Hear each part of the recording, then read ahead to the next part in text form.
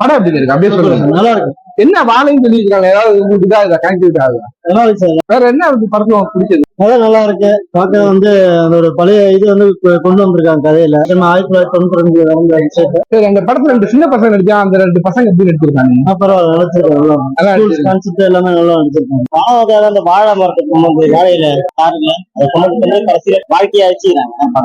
நல்லா இருக்காங்க. சூப்பரா இருக்கு. அந்த 2 பசங்க நடிப்பு எப்படி இருக்கு? பசங்க நடிப்புல யாரு எல்லா நடிப்புமே சின்ன ஒரு ஆக்டிங் சூப்பரா பண்ணிருக்காரு. எல்லாமே ஆக்டிங்ல எதுவுமே குறை பண்ற முடியல. பசங்க ஆக்டிங்னா ஹைலைட். ஒரு கிராமத்துல இருக்கிற அந்த ஃபீல் வருது. அந்த அவங்க வர்ற கஷ்டங்கள் நம்மளுக்கு தெரிய வருது. சிட்டில நம்ம இருக்கிறோம், அது நம்மளுக்கு அவங்களோட இது தெரிய வருது. இருக்கிறவங்க இந்த இதை எடுத்துட்டு வரும்போது எவ்வளவு கஷ்டப்படுறாங்க. இந்த மாதிரி நீங்க பாத்துருக்கீங்க? இது மாதிரி பார்த்தது இல்லை, இதுதான் வாழைத்தோப்பு இதெல்லாம் பார்த்தது இல்லை. இதெல்லாம் பார்த்தது இதான் நீங்க பாத்துல. இந்த 2 பசங்க நடிச்சிருக்காங்க எப்படி இருக்கு பாக்குறப்ப? ரொம்ப தத்ரூபமா இருக்கு, இயல்பா இருக்கு. இந்த வயசுல இந்த மாதிரி பசங்க இவ்வளவு கஷ்டப்படுறாங்கன்னு கேக்குறது எப்படி சொல்ல வருதுன்னு தெரியல. ஒரு மனம். நம்ம கோயம்பேடு மார்க்கெட் போயிருக்கீங்களா? இந்த மாதிரி பசங்க நம்ம பார்த்தது 2 மணி 3 மணின்னு சொல்லுவாங்க. அந்த டைம்ல நம்ம போனது. ஒரு தேவையில்லாத ஃபைட் இல்ல, தேவையில்லாத பாட்டு இல்ல, தேவையில்லாத கவர்ச்சி இல்ல. வாழை படம் ஒரு யதார்த்த சினிமா. ஒரு ஹீரோவோட பில்டப்பையும் ஒரு கதாநாயகி கவர்ச்சியும் சொல்லியிருந்தாங்க. எல்லா மக்களுக்கான படம். இந்த படத்தை விளிம்புநிலை மக்கள் மட்டும் கஷ்டப்படுறவங்க இல்ல, எல்லா மக்களும் கொண்டாடுறாங்க.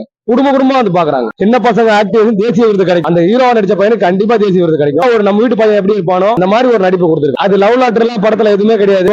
எல்லா ஊர்லயும் ஒரு பையன் ஒரு டீச்சர் மேல ஆசைப்படுவோம், அழகான டீச்சர் மேல. அது ஒரு அக்கா மாதிரி தான் அவன் நினைக்கிறாரு. யதார்த்தமா சொல்லிருக்காங்க. படம் அந்த மாதிரி கொச்ச ஜனங்க வரமாட்டாங்க. ஆனா 3வது வாரம் இவ்வளவு கூட்டம் வராங்களே. சிந்து சமவெளின்னு ஒரு படத்துல இருக்கு தப்பா சொல்லிட்டு அதை டைரக்டர் செருப்பால் அடிக்கலாம் வந்தாங்கல்ல, அந்த மாதிரி இல்ல. எந்த வகையில முகம் சுளிக்கிற மாதிரி ஒரு சீன் கூட கிடையாது. ஒவ்வொரு கல்யாணத்துக்கும் வாழை இல்லனா இல்ல. ஆனா அந்த வாழையால இவங்களுக்கு இன்னைக்கு வாழ்க்கை இல்ல. வாழை எப்படி எடுத்துட்டு வராங்க, அது எவ்வளவு கஷ்டப்பட்டு கொண்டு வராங்க அப்படின்ற விஷயத்த இந்த படத்துல பதிவு பண்ணிருக்காங்க. அதுதான் அந்த தம்பி பசிக்கு கஷ்டப்பட்டு அந்த வாழையை சுமக்கிறான், எல்லாம் பண்றான்.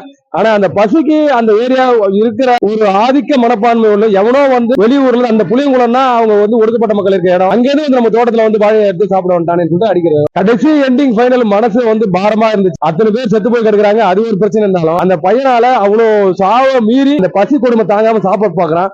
அப்போ அந்த அம்மா சாப்பிடவில்ல. அப்போ அந்த அம்மா நம்ம புள்ள அப்போ சாப்பிட அடிச்சு விட்டோம், இப்போ அடிச்சு வரட்டும், நம்ம பிள்ளைக்கு ஒரு சாப்பாடு கொடுக்க முடியல. அந்த அம்மா தாய்ப்படுற வேதனை. நிறைய ஊர்ல கிராமங்கள்ல பிள்ளைங்களுக்கு சாப்பாடு 3 வேளை ஒழுங்கா கொடுக்க முடியலன்னு ஒவ்வொரு தாய்மாரும் அந்த வேதனைப்படுறாங்க. இருக்கிற இடங்கள்ல வேலை வாய்ப்புகள் சரியா இருக்காம அந்த 3 வேளை சாப்பாடு கிடைக்காம எல்லாமே போராடுறாங்க. கண்டிப்பா ஒவ்வொரு கிராமங்களுக்கும் அவங்களுக்கு வேலை வாய்ப்பு, 100 நாள் வேலை வாய்ப்பு, இந்த மாதிரி கடுமையான வேலைகளை குறைக்கணும். இந்த படத்துல எனக்கு ரொம்ப பிடிச்ச சீன் அம்மா அழுகுற சீன், தான் பிள்ளைக்கு சாப்பாடு கொடுக்க முடியல அப்படின்னு அடிச்சுக்கின்னு அழுகுற சீன் ரொம்ப மனசு பிடிக்காத சீன் எதுவுமே இல்லை. ஆமா, யதார்த்தமா அடுத்துனான்னு சொல்லிட்டு ஒரு கோர்வை இப்ப வேற சீன்ல போட்டு வேற வேகமா பயணிக்குது இல்லையா. எனக்கு இது படம் பாக்குற மாதிரியே இல்லைங்க, ஒரு யதார்த்த வாழ்க்கையை பாக்குற மாதிரி இருக்கு. கண்டிப்பா எல்லா கிராமங்களிலும் மேல் ஜாதி ஆதிக்கம் இருக்கு.